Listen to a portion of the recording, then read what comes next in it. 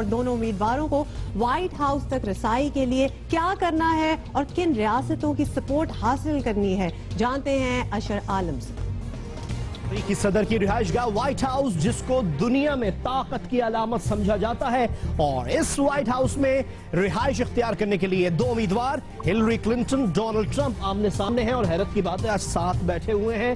क्या रास्ता इनको इख्तियार करना होगा कि वो व्हाइट हाउस तक पहुंच सके? आइए हम आपको बताते हैं।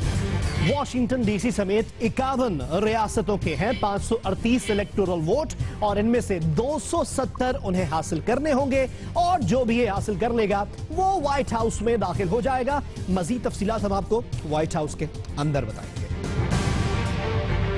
बाहर बैठे हिलरी क्लिंटन और डोनाल्ड ट्रंप, असल में उनकी जो जंग प्राइमरीज और कॉकस से शुरू हुई, यहां तक पहुंचने के लिए है। अमेरिकी रियासतों में दोनों उम्मीदवारों की सपोर्ट को देखा जाए तो यहां कुछ रियासतें आपको लाल और कुछ नीली नजर आ रही हैं। लाल रियासतें, जिन्हें रेड स्टेट भी कहा जाता है, ये रिपब्लिकन्स का मजबूत गढ़ समझी जाती हैं, जबकि नीली रियासतें डेमोक्रेट का मजबूत गढ़ समझी जाती हैं। लेकिन इन दोनों के दरमियान कुछ रियासतें ऐसी हैं जिन्हें स्विंग स्टेट कहा जाता है। ये वो रियासतें हैं जो किसी भी उम्मीदवार की जानिब झुक सकती हैं, जैसे Florida, Ohio, Pennsylvania, Wisconsin, new Hampshire, Minnesota, Iowa, Michigan, Nevada, Colorado, north Carolina वगैरह। इन रियासतों में सबसे अहम फ्लोरिडा और ओहायो को समझा जाता है। फ्लोरिडा आपको बताएं तीसरी बड़ी रियासत है और इसके पास 29 इलेक्टोरल वोट्स हैं, जबकि सातवीं बड़ी रियासत ओहायो के पास 18 इलेक्टोरल वोट्स हैं। इन रियासतों पर उम्मीदवार काफी तवज्जो देते हैं, जिसकी कुछ सॉलिड वजूहात भी हैं, क्योंकि ये रियासतें सीधा अमरीकी सदारती कुर्सी तक आपको ले जा सकती हैं, यानी इस ओवल ऑफिस तक लाती है। 8 नवंबर को होने जा रहे हैं अमेरिका में सदारती इंतखाबात। तकरीबन 10 करोड़ हैं रजिस्टर्ड वोटर्स, जो इस कुर्सी पर बैठने वाले सदारती उम्मीदवार का फैसला करेंगे। लेकिन अर्ली वोटिंग का सिलसिला भी शुरू हो चुका है। कुछ मौजूदा हालात और हालिया सर्वेस की भी बात कर लेते हैं, जिसमें हिलरी क्लिंटन ज्यादातर स्विंग स्टेट में ट्रंप को पिछाड़ती नजर आती हैं, लेकिन अभी तक कुछ वाज़ेह नहीं है। असल फैसला 8 नवंबर के बाद ही होना है।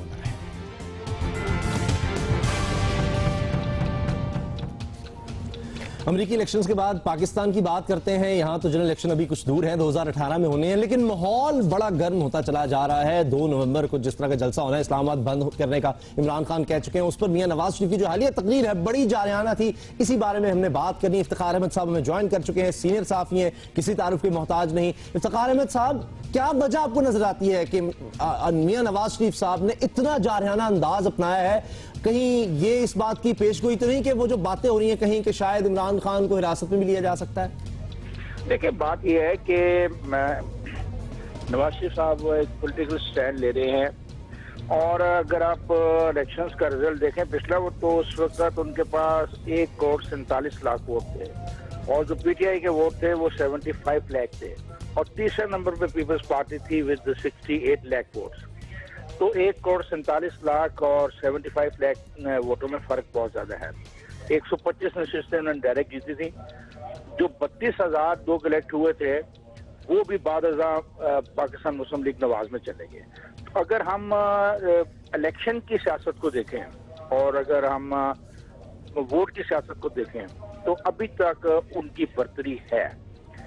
ज़िमनी इंतखाबात जो हुए उसमें भी उन्होंने बर्तरी कायम रखी।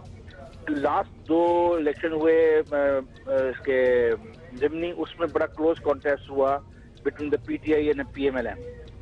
इस बात के तो इम्कानात हैं कि पीटीआई इनको टफ टाइम दे सकती है पंजाब में, लेकिन ये इम्कान कोई नहीं है कि पीटीआई बरसे इख्तियार आ सकती है, क्योंकि पीटीआई को अगर हम पूरे मुल्क में देखें तो वही पोजीशन पीटीआई की है जो पाकिस्तान मुस्लिम लीग नवाज की है। पाकिस्तान मुस्लिम लीग नवाज भी पूरे मुल्क में उस तरीके से मौजूद नहीं है जिस तरीके से पीटीआई मौजूद नहीं है। तो ये असल में 2018 के इंतखाबात शुरू हो गए हैं कल मियां नवाज शरीफ की स्पीच के बाद। यानी अब तैयारी दोनों तरफ से हो रही है।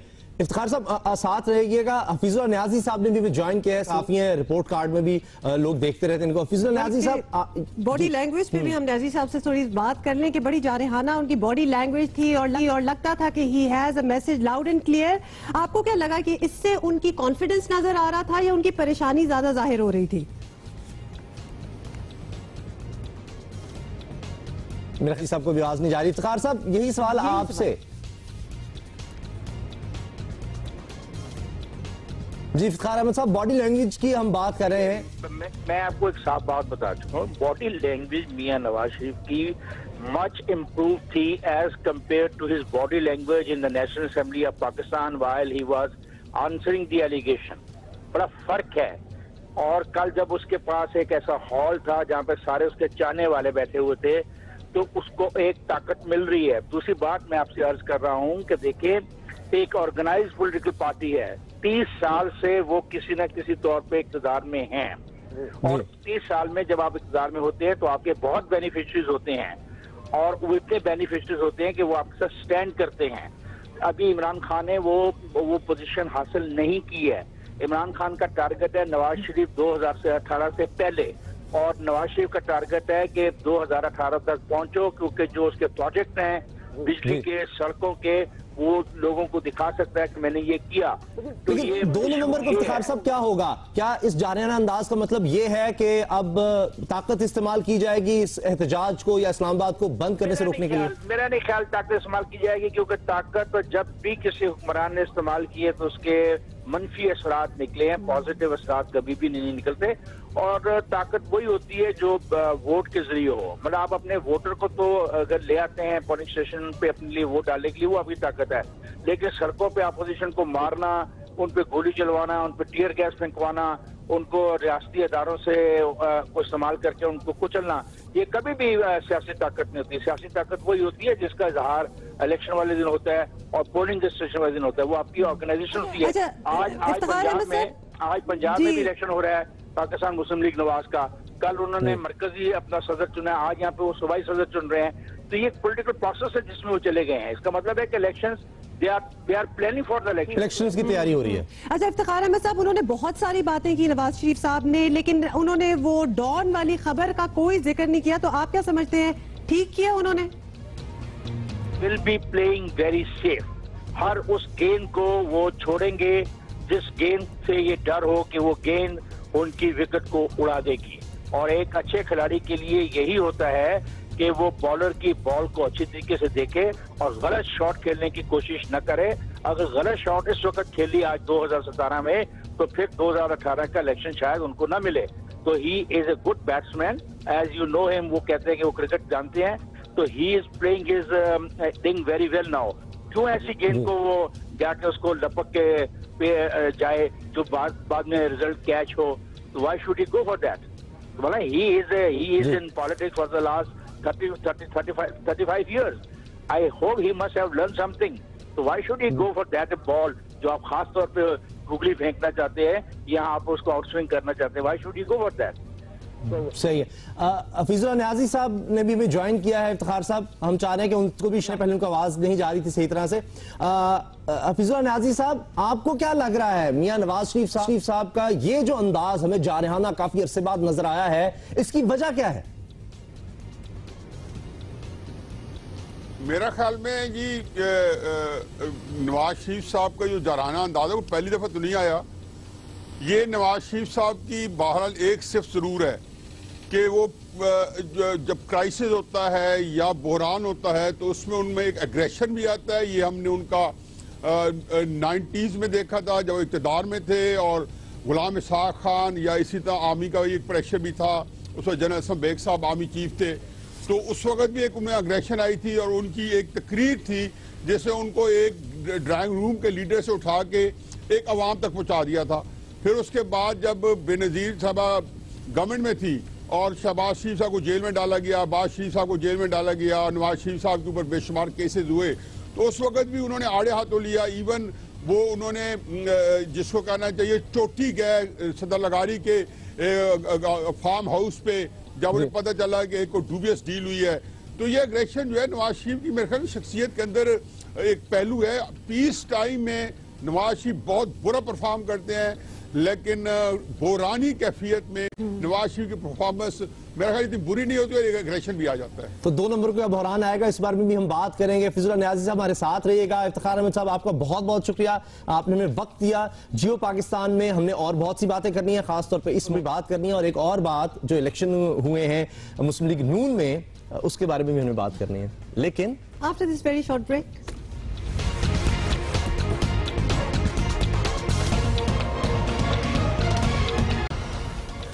और आज हम पाकिस्तान के बहुत ही मशहूर वर्सटाइल अदाकार को भी याद कर रहे हैं, सलीम नासिर साहब। उनको हमसे बिछड़े आज 27 बरस गुजर गए हैं, लेकिन अगर उनके ड्रामे देखें ना तो वो आज भी जिंदा है। उनका किरदार, उनका अंदाज क्या खूबसूरत, और जो भी किरदार किया है उन्होंने कमाल तरीके से निभाया सलीम नासिर साहब ने। थोड़ी सी हम आपको उनकी बैकग्राउंड भी देते हैं कि जी वो कहाँ पैदा हुए। 15 नवंबर 1944 में वो नागपुर में पैदा हुए, और लेकिन उनका ताल्लुक जो है वो मर्दान से है। बट बिलीव इट और नॉट, ये मैं और उसामा भी इस बात पर जरा हैरान हुए थे कि उनका असल नाम जो है सैयद शेर खान है। सलीम नासिर जिनको हम जानते हैं, उनका असल नाम सैयद शेर खान है, और सलीम नासिर की आवाज और अंदाज दिलकश और बहुत ही जबरदस्त है। और करीब आ जाइए, और करीब आ जाइए, बड़ा इंटीमेट सीन है। हाँ हाँ यूं, और मैं कहती हूँ बाज आ जाओ तुम। आखिर तुम समझते क्यों नहीं हो? अरे यार सर ना आओ, मेरा ये मेरे खावा का परेशान कर रही हो मुझे। क्यों वो आखिर क्या परेशानी थी तुम्हें? मुझे भी तो पता चला। यार अनारकली जा रही है, अनारकली ने बताया कि शादी के लिए असरार कर रहा है। हाँ। अगर चली गई तो तबाह हो जाऊंगा मैं। वाह, बात टालने का जरा अंदाज तो देखो। अरे तुम्हारा बस चले तो सारे हीरो कटा के तुम खुद उसके साथ हीरो आ जाओ। एक तो तुम औरतें पता नहीं क्यों इतने हाजिर तो कदम क्यों होती है, जरा जरा सी बात पे जलने लगती है। मैं तुमसे कह तो रहा हूँ कि वो ये नहीं कि शादी होगी तो मैं फिल्म में तबाह हो जाएगी। मैं कमाल करती हूँ तो भुगतो आगो। मैंने तो नहीं कहा था उसे कास्ट करो, तुम ही जाते थे भाग। कमाल है। और आंगन टेढ़ा का अकबर क्लासिकल डांसर होने के बावजूद एक घर में मुलाजमत करने पर मजबूर है। इसको देख रहे हैं आप, ये कर क्या रहा है? बहुत अच्छा कर रहा है। लो, आप ही ने तो कहा था कि कत्थक दिखाओ। वक्त बहरा भी हो गया क्या? कत्था दिखा जो बाजार से लेकर आया है, कत्थक नहीं। और अगर अनकही में मामू का किरदार अगर निकाल दिया जाए तो ड्रामे का बिल्कुल मजा खत्म हो जाता है। दुनिया की कोई ताकत नहीं रोक सकती मुझे। हाँ सर दीजिए मामू, सड़कों पर कीचड़ बहुत होगी, आपका ये सूट और जूते तो गए आज। अरे जाने दो मुझे, मकान का फैसला आज ही होगा। हाँ बारिश हो या तूफान, लेकिन मैं आज जरूर जाऊंगा। ओहो, इसका रोस्ट कैसा रहेगा? अरे अम्मा की चाहिए थी मुर्गे का रोस्ट, अब मेरे ख्याल नहीं। एक से बढ़कर एक। ये जो ड्रामे होते थे अनकही वगैरह जो उस टाइम के थे, इतना इंटेलिजेंट ह्यूमर था, क्या जबरदस्त। और वाकई जो हम बात अभी कर रहे थे कि मामू अगर अनकही में ना होते तो वो मतलब वो बिल्कुल बात ही ना रहती। Everything revolves around. और सलीम नासिर साहब ने सिर्फ कॉमेडी नहीं, जो संजीदा किरदार थे वो किस तरह निभाए हैं वो भी हम कुछ देर में आपको दिखाएंगे। जब आप वो देखेंगे तो अंदाजा होगा कि कितने ये वर्सटाइल अदाकार थे। एक और खबर हमने शामिल करनी है, लेकिन हमने उसके बारे में आपको बताना अभी नहीं है, बस हम खामोश होंगे। हम आपको दिखाना चाहते हैं, पहले जरा ये देख लें बस। अब मैं हम सब के दिलों की धड़कन और हम सब के महबूब कायद सदर पाकिस्तान मुस्लिम लीग नून, कायद पाकिस्तान मुस्लिम लीग नून, वजीर आजम पाकिस्तान जनाब मोहम्मद नवाज शरीफ से मुल्तमिस हूं कि वो तशरीफ लाएं और आपसे खिताब फरमाएं। जनाब मोहम्मद नवाज शरीफ। पाकिस्तानी जमहूरियत का अंदाज कोई राज नहीं। पाकिस्तान की सियासी जमातों में अंदरूनी सतह पर इंतखाबात एक अरसे से महज बेकार की मश्क बने हुए हैं। एक शख्स पार्टी बनाता है, वही इसे चलाता है और वही बार बार इसका सरबराह मुंतखब होता चला जाता है। गुज़श्ता रोज हुक्मरान मुस्लिम लीग नून में मुख्तलिफ ओहदों पर इंतखाबात हुए और मुख्तलिफ लोग बिला मुकाबला मुंतखब भी हो गए। मरकजी जनरल काउंसिल के इजलास में नवाज शरीफ मुस्लिम लीग नून के सदर, राजा ज़फ़रुल हक चेयरमैन, परवेज रशीद सेक्रेटरी खजाना और मुशाहिदुल्लाह खान बिला मुकाबला सेक्रेटरी इत्तलाफ मुंतखब हो गए। पीपल्स पार्टी की हालत तो इससे भी ज्यादा पतली है।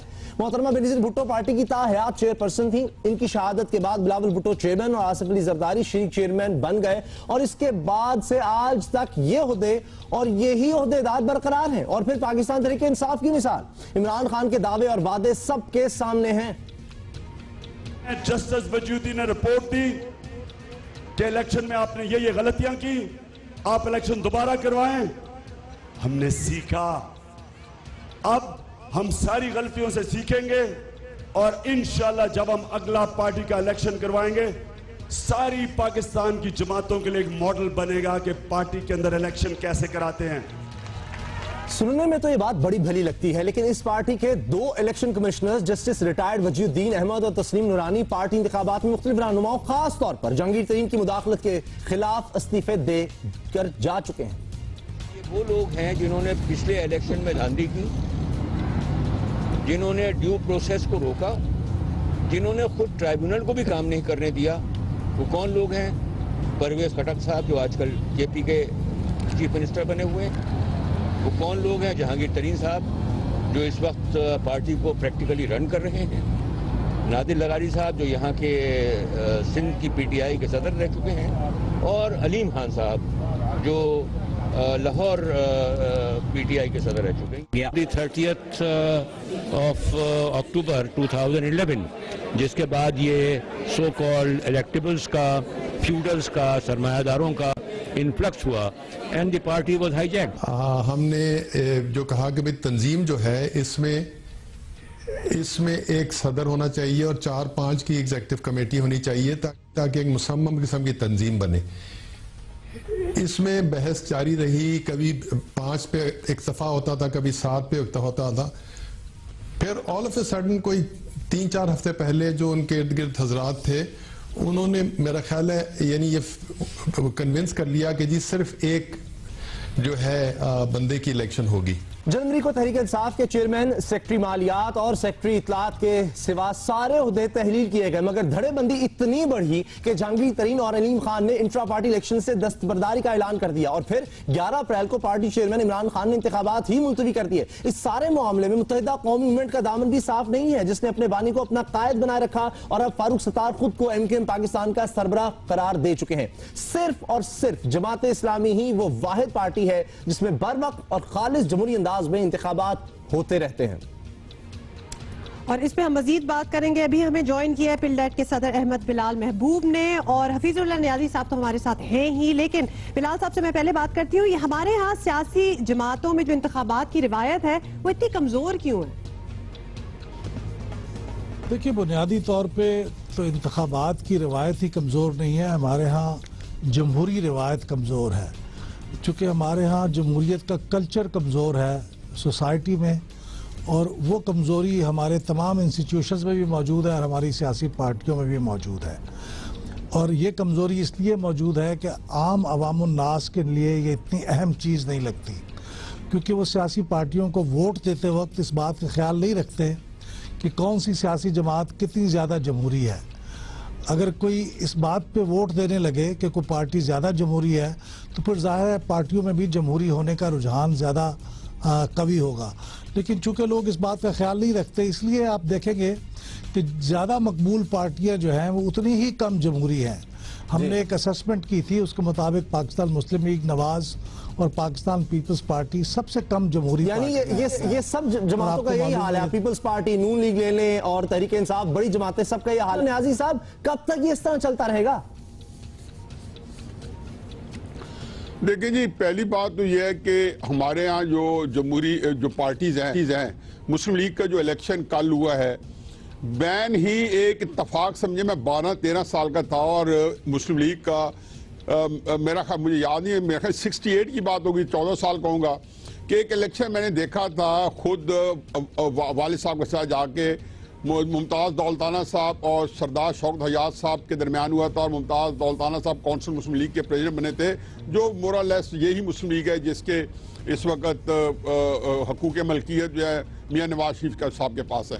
तो वो इलेक्शन बिल्कुल इसी तरह हुआ था। मुस्लिम लीग मेरा ख्याल में पिछले 100 साल में मैंने जितना खोज लगाया है, उनके इलेक्शन इसी तरह होते हैं। आपने मुस्लिम लीग में कि सवाए जमात इस्लामी के तो हमें नहीं है। हफीजुल नाज़ी साहब, मैं माजरत चाहता हूँ, ब्रेक के बाद मिलते हैं।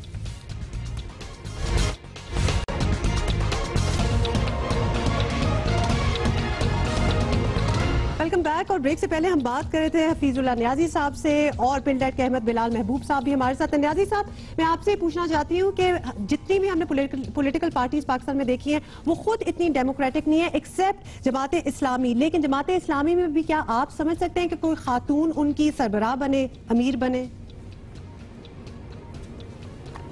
पहली बात तो यह है कि जी आपने खुद ही बता दी है कि डेमोक्रेटिक से ज्यादा एक और फैक्टर यहाँ पे हाइल है कि जितनी पॉलिटिकल पार्टीज हैं सिवाय जमात इस्लामी के, वो एक सोल प्रोप्राइटरशिप के असूल के ऊपर इस वक्त फंक्शनल है। एक बंदा है जो उसका सब कुछ उसका करता धरता मालिक।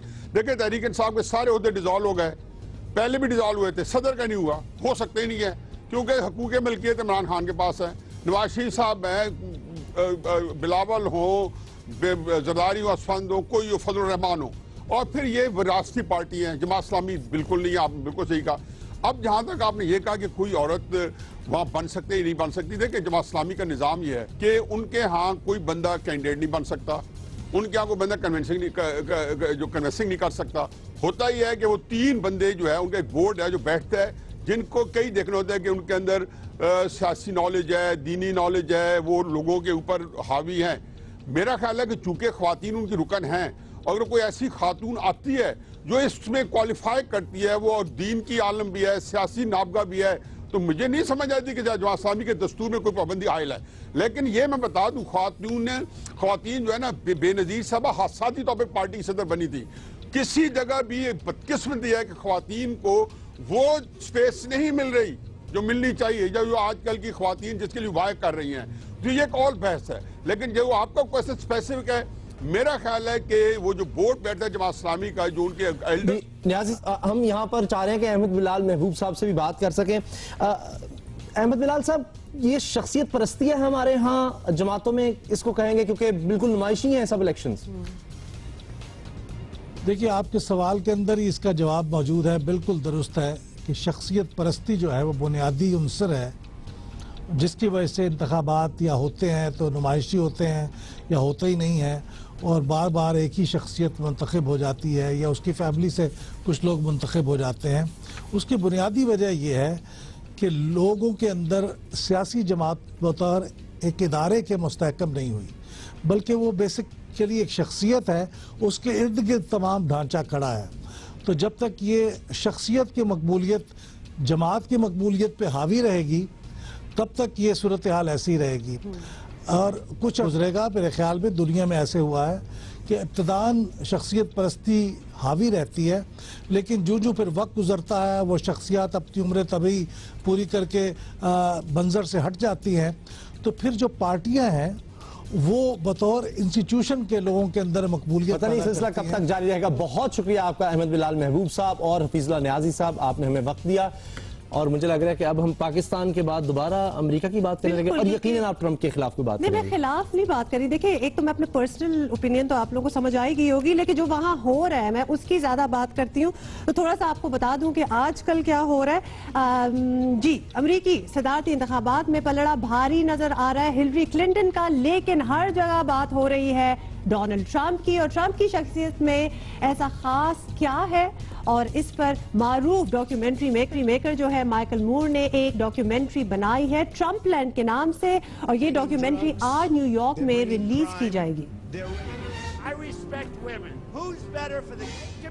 मैं तो चाहती थी कि आपको थोड़ी सी दिखाएं भी, क्योंकि बहुत ही इंटरेस्टिंग है। लेकिन कुछ हमने विजुअल्स दिखा दिए हैं, तो आज रिलीज हो जाएगी तो फिर थोड़े से विजुअल्स हमने दिखा। बहुत सी खबरें हैं, मगर सबसे पहले टॉप स्टोरीज। इस साल पाकिस्तान के कर्जे बढ़े, बैरूनी सरमाकारी कम हुई। स्टेट बैंक के अदाद-ओ-शुमार पाकिस्तानी मईशत की परेशान कुन शक्ल दिखा रहे हैं। हुकाम सब ठीक है का खाली नारा ना लगाएं, सब ठीक करके भी दिखाएं।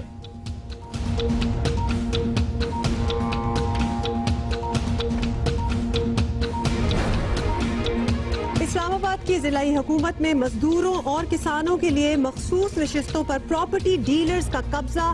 निचली तरीन सतह पर मौसर जमहूरी इदारों का ख्वाब देखने वाले परेशान हैं।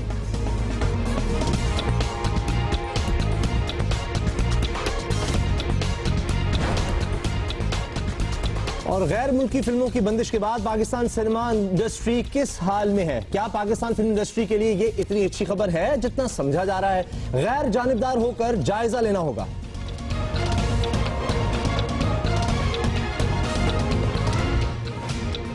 अच्छा, सबसे पहले हम बात करेंगे सिनेमा इंडस्ट्री की, जिस तरह हमने टॉप स्टोरीज में भी शामिल किया है। हमारे साथ दो बहुत जबरदस्त मेहमान हैं, लेकिन उससे पहले हम बात करना चाह रहे हैं अमेरिका की। ट्रम्पलैंड। अभी हम आपको माइकल मूर की डॉक्यूमेंट्री का बता रहे थे, ट्रम्पलैंड, जो कि मैं बड़ा चाह रही थी कि आप थोड़ा सा देख लें, क्योंकि Michael Moore is known for making इस किस्म की डॉक्यूमेंट्रीज। अगर आप देख फ़ारेनहाइट, अच्छा, इट्स वेरी इंटरेस्टिंग। मैं वैसे पाकिस्तानियों के लिए बता दूं, अगर आपकी डॉक्यूमेंट्री देखेंगे तो छोटा सा क्लिप है इसमें, जिसमें मुसरत मिस्बा जो हमारी मेकअप आर्टिस्ट हैं और सैलून ओनर हैं, उनका भी जिक्र है और सोशल एक्टिविस्ट भी हैं।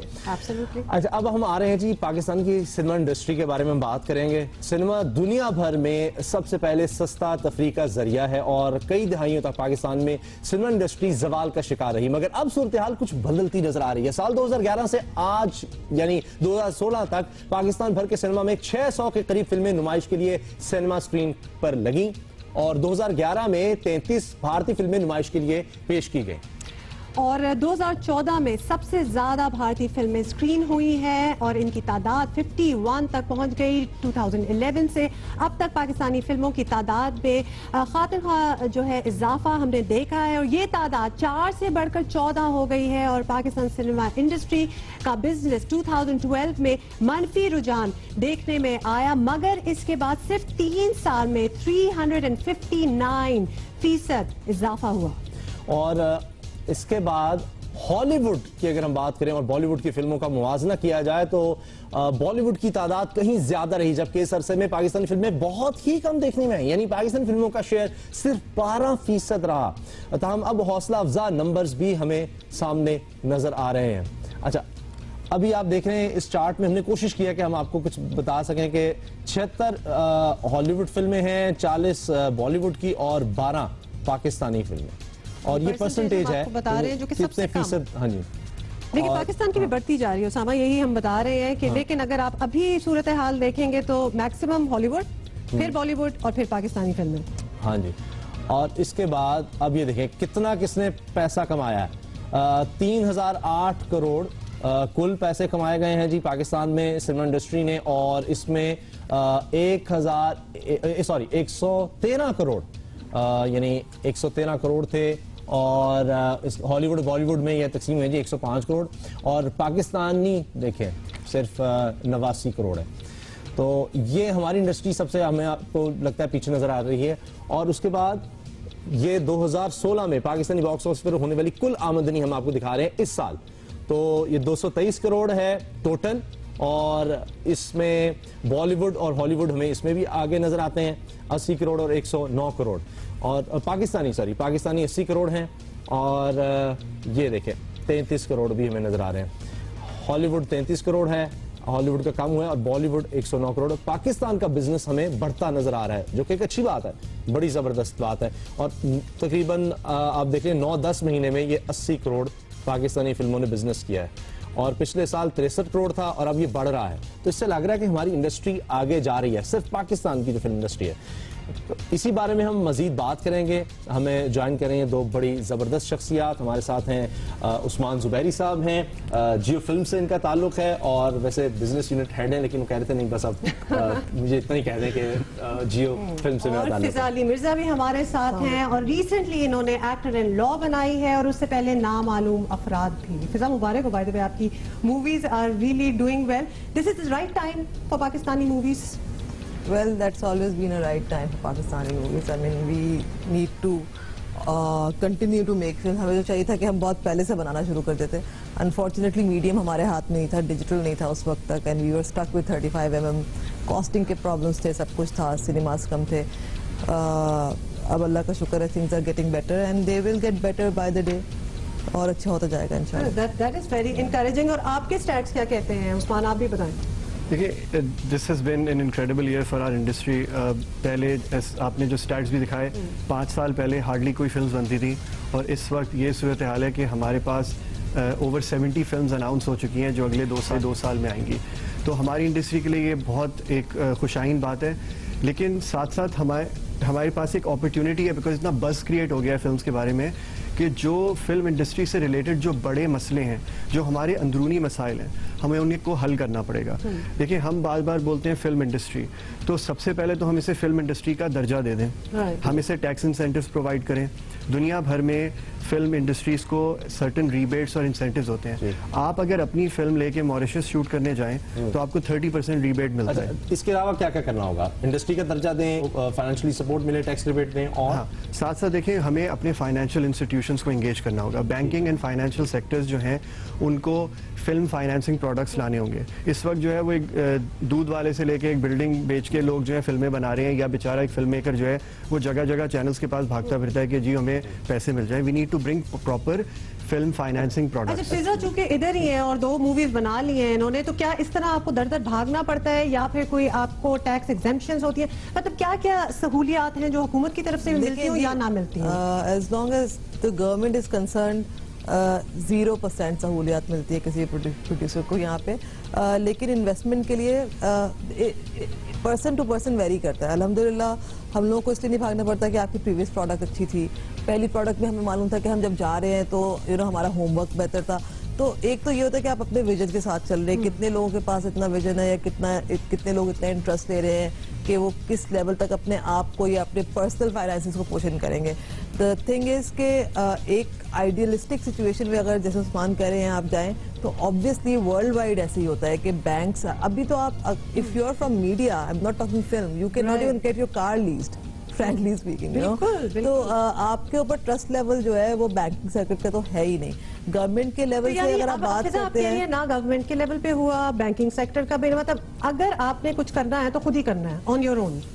सो फार है, लेकिन चैनल सपोर्ट कर रहे हैं। The only problem with the channels is कि चैनल्स की अपनी एक दौड़ है, वो यहाँ तक भी ख्याल नहीं कर रहे होते प्रोड्यूसर्स का कि अगर एक प्रोड्यूसर की फिल्म आ रही है और दूसरा चैनल भी लेके आ रहा है तो दे डोंट केयर कि वो प्रोड्यूसर जो साथ काम कर रहा है उसकी फिल्म का बिजनेस कैसे डैमेज होगा। दे वांट कि अच्छा जी मेरे सामने वाले चैनल की टक्कर पे मैंने फिल्म लगानी है, ये अपना कंपटीशन भी है। वहाँ पे तो छोटी छोटी टाइनी प्रॉब्लम्स के अंदर आपका मेन काम जो है वो सफर कर जाता है, आपका बॉक्स ऑफिस सफर करता है। जो हिस्सा है वो सिनेमा ओनर्स हैं, उनकी रिप्रेजेंटेशन होनी चाहिए। मांडवी वाला साहब, नदीम मांडवी वाला साहब हमारे साथ हैं। नदीम साहब, ये बताएं कि इस वक्त सिनेमा इंडस्ट्री पाकिस्तान में कहाँ खड़ी है? इसमें थोड़ा सा पीछे अगर आपको ले जाएं और इसके बारे में अगर मैं थोड़ा सा बताऊं कि ये बात बिल्कुल सही है कि पाकिस्तानी इंडस्ट्री एक बहुत बड़े बहरान से गुजरी थी और उस बहरान का पहला कदम जो उठाया था गवर्नमेंट ने वो 2001 में था, 2005 में नहीं। और दूसरा कदम उन्होंने 2007 में उठाया जो 2 पॉलिसीज चेंज होने की वजह से पाकिस्तान की इंडस्ट्री दोबारा रीबिल्डिंग पे की तरफ चल पड़ी और इन 9 सालों के अंदर एक बड़े पैमाने के ऊपर दोबारा पाकिस्तान में सिनेमा भी बनने शुरू हो गए और बनते चले जा रहे हैं। और उसके साथ जो एक बहुत बड़ा एक क्वेश्चन मार्क था या एक सवाल था कि क्या सिनेमा सिर्फ बनने से पाकिस्तानी फिल्में भी दोबारा बनेंगी कि नहीं। तो वो 2013 और 2015 ये 2 साल ऐसे गुजरे जिनके अंदर कुछ पाकिस्तानी फिल्मों ने इतना बड़ा बिजनेस किया है पाकिस्तान के अंदर कि जिससे ये बड़ा वाज़े हो गया है कि पाकिस्तान की सिर्फ सिनेमा इंडस्ट्री नहीं बल्कि फिल्म इंडस्ट्री भी दोबारा रीबिल्ड हो रही है और अगले 5-10 सालों के अंदर ये श्योर मानवी वाला साहब, आप हमारे साथ ही रहिएगा। फिजा, मैं आपसे पूछना चाहती हूँ, फर्स्ट मूवी 2-3 साल आपको हो गए और उसके बाद आपने फिर ये सेकंड बनाई विदिन 2 इयर्स। विदिन 2 इयर्स में हमने फर्स्ट रिलीज की थी, 16 में हमने I just want to get a sense from you कि हैव थिंग्स चेंज्ड, मतलब आपने पहली वाली तो आपने बनाई और अपनी स्टीम पे इन टर्म्स ऑफ फंडिंग, एक फंडिंग आप कर ले। फंडिंग तो प्रोड्यूसर्स हमेशा से प्रोड्यूसर्स प्रॉब्लम रही है और फंडिंग के अंदर वही है कि लाइक आई एम सेइंग कि channels are there.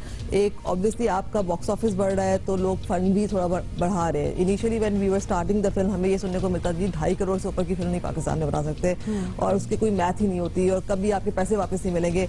We came up, we made a film of 8.5 crore then in 14. We covered it. अच्छा, इन सब मसाइल के बावजूद आपको क्या लगता है कि अब बॉलीवुड फिल्में तो यहाँ भी नहीं लगेंगी, तो उसके बावजूद आप देख रहे हैं कि सिनेमा इंडस्ट्री जो है ग्रो करेगी? मुझे रीज़न समझ में नहीं आती कि क्यों नहीं लगेंगी। आई थिंक अगर कोई प्रॉब्लम है तो उसको फ़ौरन से रिजॉल्व करने की ज़रूरत है। I think it is the biggest part playing in the evolution of the cinema right now. सारी दुनिया के अंदर ऐसा ही होता है।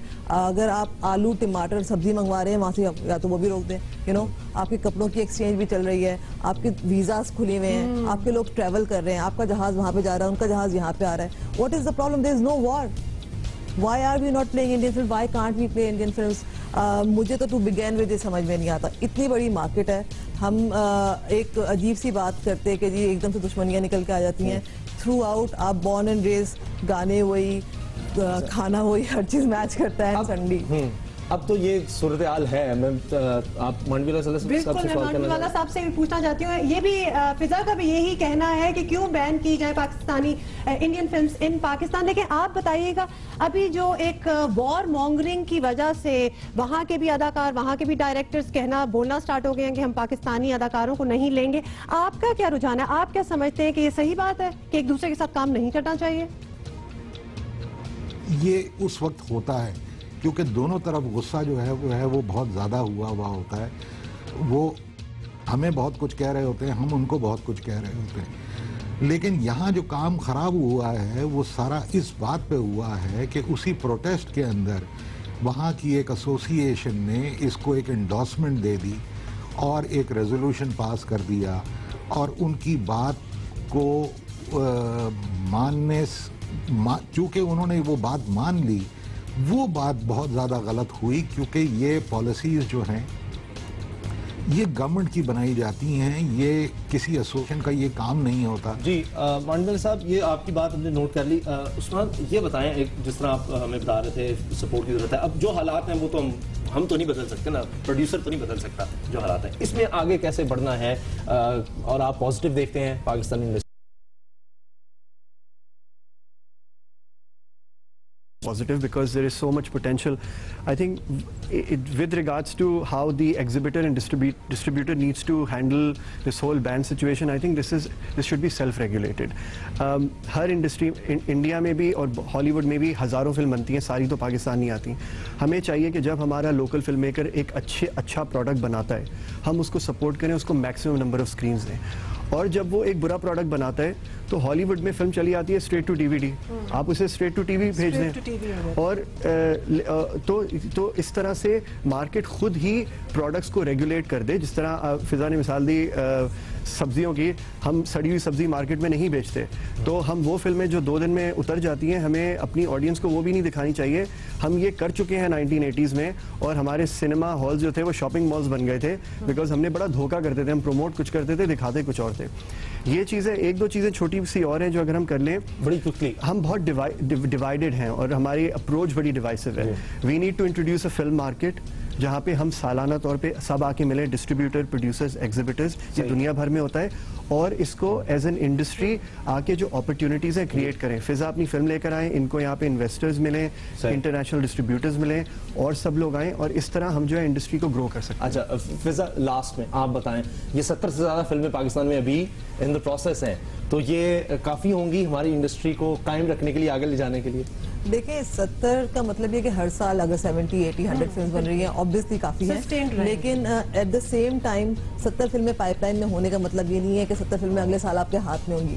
आई think producers and people who are involve in film making have to be very professional. Make sure जब आप एक प्रोडक्ट को लेके आते हैं उसको 4 साल तक बनाते रहना है। प्लीज उसको रिलीज करें and don't continue to make the same film for ages which we do all the time.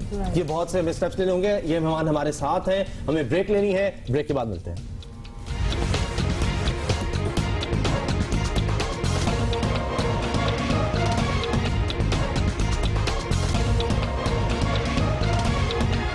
कह रहे हैं कि सिनेमा इंडस्ट्री की सपोर्ट के लिए हुकूमतें क्या कर सकती हैं, उनको क्या करना चाहिए, लेकिन वो तो अपना बुनियादी काम ही नहीं कर रहे।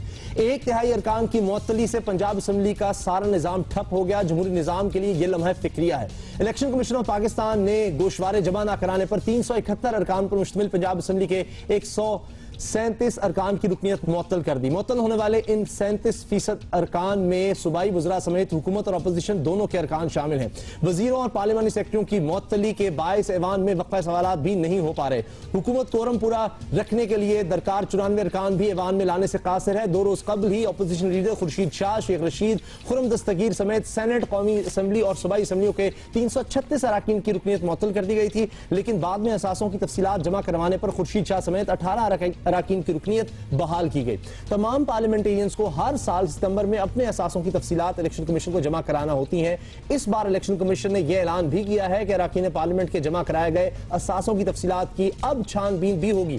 जांच पड़ताल के बाद गोशवारों के दुरुस्त या गलत होने का तयन होगा। इसके लिए सेक्रेटरी इलेक्शन कमीशन को तरीकाकार तय करने की जिम्मेदारियां भी सौंप दी गई हैं। कुछ ऐसे ही हालात साल 2013 में होने वाले आम इंतखाबात में भी देखने में आए थे। बेशतर उम्मीदवार टैक्स नादहिंदगान थे जो चेकिंग के किसी भी मरहले से गुजरे बगैर असेंबली में जा बैठे। कौमी असेंबली में आधे से ज्यादा अरकान इनकम टैक्स के गोशवारे तक जमा नहीं कराए थे। तो ये हालात हैं हमारे मेंबरान असेंबली के, और इस पे हम मजीद बात करेंगे। हमारे साथ मौजूद हैं लाहौर से जियो न्यूज के नुमाइंदे इरफान नजीर। इरफान, बताइएगा कि पंजाब असेंबली के कितने मेंबर्स हैं जिनकी रुकनियत मुअत्तल हुई है, और ये भी बताएं असेंबली की कार्रवाई इस वजह से कितनी मुतासिर हुई है। जो लेटेस्ट फिगर है वो उनकी तादाद 124 है। तो इतनी बड़ी तादाद की रुकनियत मुअत्तल होने की वजह से पंजाब असेंबली की जो कार्रवाई है वो बहुत मुतासिर हो रही है। एक दिन पहले भी जो 2 वज़रा बिलाल यासीन और इकबाल चंद्र, जिनके महकमे खुराक और कोऑपरेटिव हैं, और इनके जो मुतलका पार्लियामानी सेक्रेटरी हैं, उनके ना होने की वजह से वो इनके महकमों के वक्फा सवालात भी नहीं हो सके। जबकि जो मंडे वाले दिन एक अपोजिशन रुकन असर रियाज फतेहाना ने कोरम की निशानदेही की तो कोरम भी पूरा ना हुआ। जबकि मंगल के रोज भी, अगर ये प्राइवेट मेंबर डे था, सरकारी कार्रवाई का दिन नहीं था, लेकिन फिर भी जो नॉन फॉर्मल एजुकेशन के पार्लियामानी सेक्रेटरी सरदार आतम ज़ारी के ना आने की वजह से उनका महकमे का वक्फा सवालात नहीं हो सका। तो यानी तकरीबन 1/3 अराकीन की रुकनियत जो मुअत्तल होने की वजह से पंजाब असेंबली की जो कार्रवाई शदीद मुतासर हो रही है, और जो 2 वजीर हैं उनके ना आने की वजह से उनके वक्फा सवालात भी नहीं हो सके। बहुत शुक्रिया आपका। आसिया अंसर हमें ज्वाइन करेंगे। तो हमने पंजाब की बात की थी, लेकिन अब हम बात करेंगे इस्लामाबाद की पार्लियामेंट की बात करेंगे। आसिया, क्या वजह है कि इतनी बेरुखी है, बेहिसी है पार्लियामेंटेरियंस की? उनको इससे फर्क नहीं पड़ता? वो कहते हैं नहीं, हम गोशवारे जमा कराते, क्या होगा, नहीं आएंगे असेंबली में, क्या फर्क पड़ता है? जी उसामा, ये तो एक आईनी रिक्वायरमेंट है जो कि अवामी नुमाइंदगी एक्ट के आर्टिकल है 42A, जबकि सेनेट इलेक्शन का जो आर्टिकल है 25, उसके तहत हर माली साल के आगाज पर अराकीन पार्लियामेंट को असासा जात की तफसीलात ना सिर्फ अपने बल्कि जो उनके डिपेंडेंट्स हैं, स्पाउस हैं, अहले खाना के तमाम तफसीलात इलेक्शन कमीशन को जमा करवानी होती हैं। और आईनी, ये एक आईनी रिक्वायरमेंट है, लेकिन देखने में यही आया है कि बड़ी तादाद अराकीन पार्लियामेंट की ऐसी होती है जो अपनी मुकर्ररा वक्त पर ये जमा नहीं करा पाती। उसके साथ साथ इलेक्शन कमीशन ना सिर्फ 30 सितंबर की डेडलाइन देता है बल्कि 15 रोज का ग्रेस पीरियड भी देता है। 15 अक्टूबर को गजट नोटिफिकेशन जारी किया जाता है। उन तमाम अराकीन को रुकनियत मुअत्तल की जाती है जिन्होंने असासा जात की तफसीलात जमा नहीं कराई होती। अब हो ये रहा है कि गुज़िश्ता 2-3 सालों से मीडिया इस मामले को ज्यादा हाईलाइट कर रहा है, जिसके बायस यह हमने देखा कि 336 अराकीन ने 15 अक्टूबर तक अपने असासे जमा नहीं कराए थे। मीडिया पर नाम चले, बड़े बड़े नाम चले, जिसके बाद कुछ अराकीन ने पिछले 3 रोज में अराकीन ने जो है वो असासों की तफसीलात जमा कराई, और अभी भी 290 से ज्यादा अराकीन ऐसे हैं जिन्होंने असासों की तफसीलात जमा नहीं कराई। उनकी रुकनियत मुअत्तल है, और नोटिफिकेशन में वाज़ेह तौर पे ये लिखा हुआ है कि उनका जो फंक्शन है उसको सीज किया जाए। और ये नोटिफिकेशन तमाम असेंबलीज के स्पीकर्स को भेजा गया, सेनेट सेक्रेटेरिएट में भेजा गया, लेकिन कौमी असेंबली में क्या बात उठाता रहे। आसिया सर, बहुत बहुत शुक्रिया आपका, और हम यही बात आज जियो पाकिस्तान में भी कर रहे हैं। आपको बहुत हमने इंतजार करवाया, कमी थी इसलिए हम ज्यादा बात नहीं कर सके। इंटरेस्टिंग टॉपिक है, I wish we had the time कि हम उनसे दोबारा बात कर सके। फिजा और उस्मान हमारे साथ हैं। हम थोड़ा सा रिवाइव करने की कोशिश कर रहे हैं अपनी फिल्म इंडस्ट्री को। हमारी जो इंडस्ट्री है, if you want to call it an industry, ideal situation बताएं कि बिल्कुल फ्लो करे, कोई रुकावट ना हो, किस तरह? देखें, 2-3 बेसिक चीज़ें हैं, उसको समझने की जरूरत है। एक तो गवर्नमेंट लेवल के ऊपर पहले भी उस्मान ने कहा है कि कुछ चीज़ों को गवर्नमेंट को देखनी तो टैक्सेस को लेके, परसेंटेजेस को लेके, और जैसे कि लोन्स की बात कर रहे हैं, चाहे वो गवर्नमेंट से मिले चाहे वो बैंक से मिले, वो सब देखे। और ऑब्वियसली क्रेडिबिलिटी ओरिएंटेड, ऐसा नहीं कि हम कह रहे कि आज सुबह मैं उठ के आई हूँ, मैं कहा जी मुझे फिल्म बनानी है, मुझे लोन दे दें और आप दे देंगे। Look at my backdrop, look what I've done, look at my profile and then you can probably look into it. Secondly, exhibitors के एंड के ऊपर मुझे लगता है कि एक जो बहुत बड़ा प्रॉब्लम हमारे पास आता है वो ये आता है कि टैक्सेस जिस तरह से सिनेमा के अंदर जो डिवीजन है वो मुझे बहुत अनफेयर लगती है। उसके बाद there is a certain amount of tax that only goes from the producer's pocket, so exhibitors not paying as much of tax as the producers paying. Plus जो दूसरी प्रॉब्लम वहाँ पे आती है वो ये आती है कि they keep a certain amount of free seatings, जिसका कॉन्सेप्ट समझ में नहीं आता कि free seating for the exhibitor. So every cinema owners is keeping around 15 to 20 free seats in every show. जी, अगर एक शो के अंदर आप मुझसे 15 सीट्स ही मांग रहे हो, 10 शोज लगे, that means I am pretty much giving a show free every day, which is अगर आप मुझे एग्जैक्टली वही परसेंटेज भी दे रहे हैं जो कि आपने मुझसे निगोशिएट की हुई है, टैक्सेस भी मैं अपने हिस्से के पे करती हूँ। एज अ पाकिस्तानी फिल्म मुझे एग्जैक्टली अपने कंपटीशन के साथ आके एट पार लड़ना है, चाहे वो 100 करोड़ की फिल्म इंडिया से आई हुई हो या 500 करोड़ की हॉलीवुड से आई हुई हो, मेरी परसेंटेज इनकम की सेम रहती है। अगर वो 50% लेके जा रही है तो मैं भी 50% लेके जा रही हूँ। सो फ्री सीटिंग्स, ये तो प्रोड्यूसर की मुश्किलात हो गई हैं। हाँ। हिदायतकार इस बारे में क्या कहते हैं? हमारे साथ साकिब मलिक हैं, बहुत मशहूर हिदायतकार हैं। साकिब, आप बताएं, हुकूमती सरपरस्ती कितनी है, क्या मुश्किलात हैं आपको? अस्सलाम वालेकुम हुमा एंड उसामा, मैं साकिब मलिक बोल रहा हूँ। आपने जो सवाल मुझसे पूछा है बड़ा अहम है। आजकल हर जगह फिल्म इंडस्ट्री की बातें हो रही हैं, फिल्म इंडस्ट्री के चर्चे भी हो रहे हैं और इंडियन आर्टिस्ट और इंडियन फिल्मों की रिलीज के हवाले से भी बहुत बातें हो रही हैं। सबसे पहले मैं ये कहूँगा कि पाकिस्तान में फिल्म बनाना एक बहुत बड़ा चैलेंज है। बहुत बड़ा चैलेंज इसलिए है क्योंकि अभी भी हमारा मार्केट बहुत स्मॉल है और बिजनेस हमारा कम है और कॉस्ट बहुत ज्यादा है, इसलिए बहुत सारे लेवल्स पे हमें सरपरस्ती की जरूरत है। सबसे ज्यादा हमें ऑडियंस की सरपरस्ती की जरूरत है। दूसरा ये कि हमें सिनेमा के हवाले से भी, सिनेमा ओनर्स की तरफ से भी बहुत सारे सपोर्ट की जरूरत है। हुकूमती सतह पर मैं देखता हूँ कि बहुत कम सपोर्ट है और हमेशा से ही। साकिब मलिक, बहुत शुक्रिया। तो सब बातें हुकूमत की तरफ जा रही हैं। उस्मान, आपसे अभी जब ब्रेक में बात हो रही थी तो आपने कहा था सबसे अहम काम यह है कि अच्छी फिल्में बनाई जाएं तो सब चीजें ठीक होने लग जाएंगी। ये तो बहुत अच्छी बात है, लेकिन क्या आप समझते हैं कि एक इदारा होना चाहिए? क्योंकि ब्रेक में अभी फिजा भी कह रही थी कि NOC लेना, दीगर चीजें, बड़े धक्के कई जगहों पर खाने पड़ते हैं, तो अगर कोई एक इदारा बन जाए तो बेहतर होगा। दुनिया भर में मुल्कों में फ़िल्म कमीशन होते हैं, फ़िल्म ऑर्गेनाइजेशंस होती हैं। जिस तरह आपका पासपोर्ट ऑफिस है उसी तरह आपका फ़िल्म ऑफिस होता है, उसका एक कमिश्नर होता है। उसकी जिम्मेदारी होती है कि अब उस मुल्क में फ़िल्म बनाने के जो हालात हैं उनको बेहतर किया जाए। तो उसमें अगर एक फ़िल्म कमीशन तैयार किया जाए, उसके अंडर अगर हम एक फ़िल्म मार्केट शुरू कर दें, like a set film market और समिट, साल में एक दफ़ा हम हुकूमत के साथ, अदर नॉन गवर्नमेंटल ऑर्गेनाइजेशंस के साथ, फिल्म मेकर्स के साथ, एग्जिबिटर्स के साथ, डिस्ट्रीब्यूटर्स के साथ, इन्वेस्टर्स के साथ, फाइनेंशियल इंस्टीट्यूशन के साथ, अगर हम सब मिल के बैठें और उसमें हो एक दिन हो फाइनेंसिंग के ऊपर, हम एजुकेट करें एक दूसरे को, नॉलेज शेयर करें। मैंने एक पॉइंट पहले भी उठाया था कि हम बहुत अलग अलग हैं, ये बहुत स्पोरेटिकली ये चीज़ें हो रही हैं। फिजा माशाल्लाह is a very good producer, इन्होंने बहुत अच्छे प्रोडक्ट्स दिए हैं। हमारी बाकी इंडस्ट्री इनकी नॉलेज से सीख सकती है। हम साथ इकट्ठे होना चाहिए और एक प्लेटफॉर्म पर आना चाहिए, ये बहुत जरूर। अच्छा, आज के दौर में विजुअल इफेक्ट्स भी हर फिल्म का लाजमी है। अच्छा, मजाक उड़ाना हमारा हरगिज मकसद नहीं है, लेकिन बस कितने इंपॉर्टेंट विजुअल इफेक्ट और हमें किस तरह करना चाहिए अच्छी फिल्मों के लिए, ब्रेक के बाद बात करेंगे।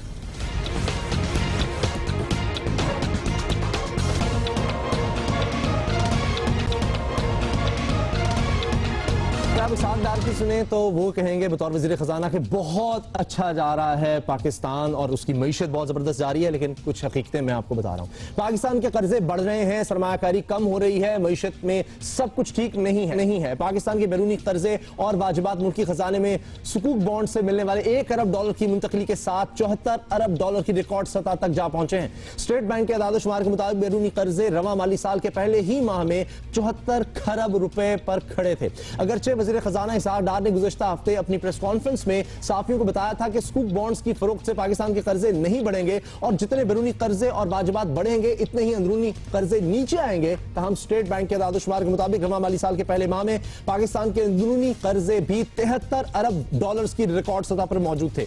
यहां यह समझना भी अहम है कि रवां माली साल की पहली तिमाही के दौरान बराह रास्त गैर मुल्की सरमायाकारी माजी के मुकाबले में 15 करोड़ 40 लाख डॉलर कम रही, यानी पहले 3 महीने में।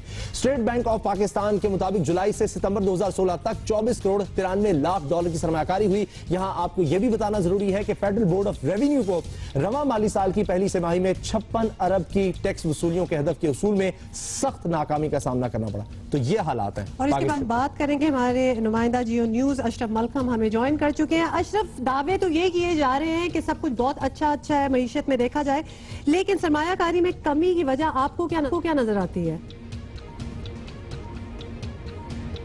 जी, पाकिस्तान की इकॉनमी के जो 2-3 प्रॉब्लम देखे जा रहे हैं उसमें एक सबसे बड़ी वजह तो मेन चीज़ है जो अभी तक आपने जिक्र नहीं किया कि पाकिस्तान के एक्सपोर्ट्स बहुत तेज़ी से गिर रही हैं।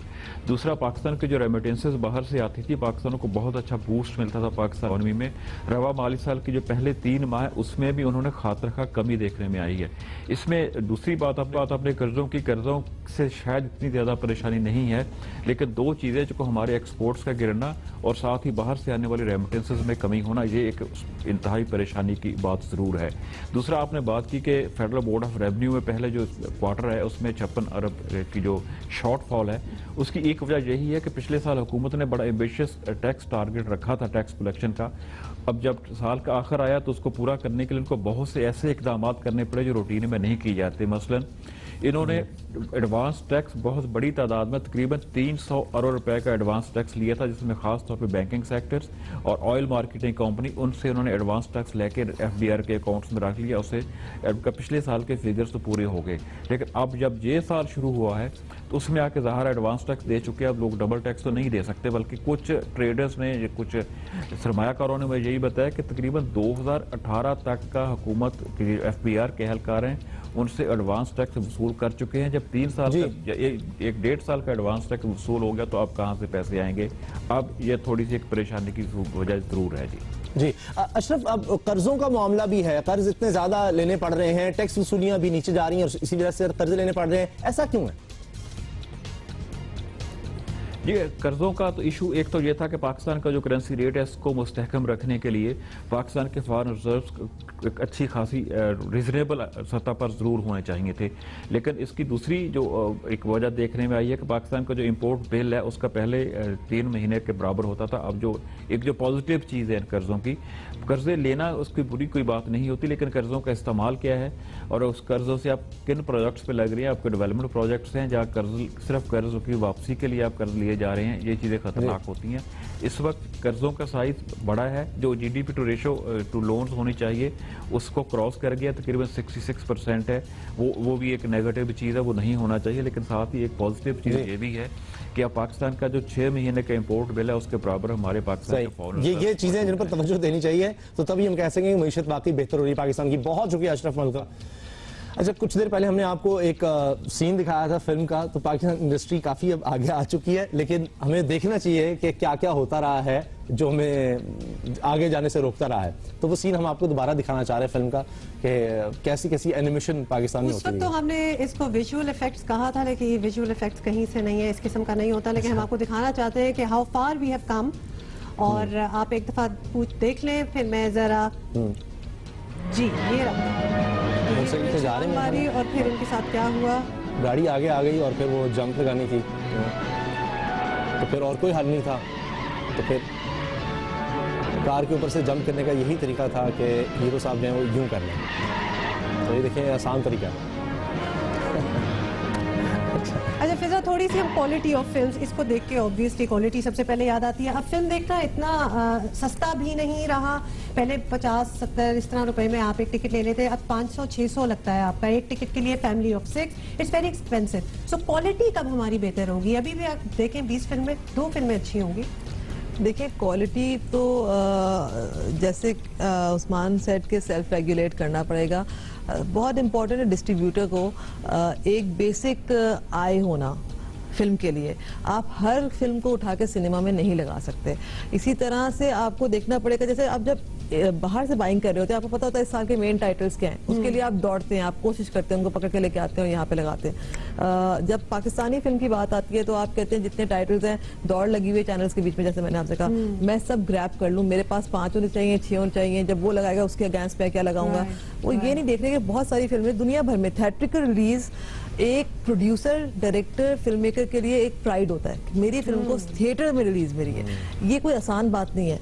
आपको थिएटर तक पहुंचने के लिए एक जंग लड़नी पड़ती है। हमारे यहाँ एक चीज बहुत आसान हो गई है और बहुत लकी है इस वक्त के फिल्म मेकर्स, जो कि मे बी 4-5 साल के बाद इंशाल्लाह नहीं होगी। If you are making a bad product it will not go in the cinema because you will have high rejection now. Obviously like you saying, आप अपने पैसे खर्च करके आ रहे हैं, एक फैमिली 3000 रुपए खर्च करके आई है और उसको देखने में कुछ नहीं मिल रहा तो वो आपको रिजेक्ट करेगी और ये रिजेक्शन आप बहुत ज्यादा देर तक नहीं ले पाएंगे। तो बुरी फिल्म ना बनाएं, पूरी कोशिश करें अच्छी से अच्छी फिल्म बने। और बुरे और भी कुछ काम हो रहे हैं जिनकी हमें निशानदेही जरूर करनी चाहिए। इस्लामाबाद की जिला हुकूमत में मजदूर किसान की नशिस्तों पर प्रॉपर्टी माफिया घुसाई है। दारुल हुकूमत में प्रॉपर्टी डीलर और अमीर कबीर अफराद ने खुद को मामूली दर्जे का बेजमीन और गरीब किसान बनाकर पेश किया है। आप यकीन करें ये बात सच है। डिप्टी मेयर इस्लामाबाद बनने के लिए उम्मीदवारों ने पैसे और सियासी असर और रसूख का बेदरे इस्तेमाल किया। कामयाब 37 उम्मीदवारों के इंटरव्यूज और किसान सीटों पर जीतने वाले 41 काउंसलर्स के इलेक्शन पेपर्स के इम्तिहानी नताइज दिलचस्प शक्ल में सामने आए हैं। इस निजाम के सरबराह मेयर को टेक्नोक्रेट की सीट पर चुना गया है। मजदूर, किसान और वर्कर के नाम पर काउंसलर्स बनने वालों में 35% ताजिर, 15% प्रॉपर्टी डीलर, 8% वकला, जबकि सिर्फ 11% वाकई किसान थे। मामला महज यहीं पर खत्म नहीं हो रहा बल्कि इंकशाफ हुआ है कि वज़ीर मुमलिकत तारिक फजल चौधरी के ब्रादर निस्बती चौधरी रिफत जावेद भी किसान बनकर फायदा उठाने वालों में शामिल हैं। तो अंदाजा लगाएं ये सूरत हाल है इस वक्त जी। और हम बात कर रहे हैं बारी से, जो कि पतन डेवलपमेंट ऑर्गेनाइजेशन के सरबराह है। ये बताइएगा आप सरवर के ये क्यों हो रहा है कि ये सारी नशिस्तें जो आप लोगों को मिलनी चाहिए बेसिकली वो प्रॉपर्टी डीलर्स को जा रही हैं? क्योंकि सबसे ज्यादा जो जीतने वाली पार्टी थी आईसीटी में इस्लामाबाद में वो PMLN है और उसके बाद दूसरा नंबर जो है PTI का है और फिर कुछ पीपल्स पार्टी के भी चंद लोग हैं और जमात इस्लामी के भी हैं। जो हमारी रिसर्च है वो बहुत वाज़ेह तौर पर ये बताती है कि सबसे ज़्यादा जो नशिस्तें हैं मज़दूरों और किसानों पर, मज़दूर और किसान नहीं है, उनका तअल्लुक़ PMLN से है। दूसरे नंबर पर PTI है और इसी तरह जमात इस्लामी का भी एक शख्स है जो मज़दूर की नशिस्त पर जीता है लेकिन वो मज़दूर नहीं है। पीपल्स पार्टी के भी 1-2 लोग हैं जिन्होंने मजदूर। बहुत शुक्रिया सरवर, आपका बड़ी मेहरबानी, आपने वक्त दिया। बहरहाल हमारे पास वक्त खत्म हो गया है। मैं बहुत शुक्रिया अदा करूंगा फिजा अली आपका, आप आई और हमें आपने वक्त दिया। और उस्मान ज़ुबैरी साहब thank you so much. Programme देखने का बहुत शुक्रिया। आपसे कल इंशाअल्लाह मुलाकात होगी। अल्लाह हाफ़िज़।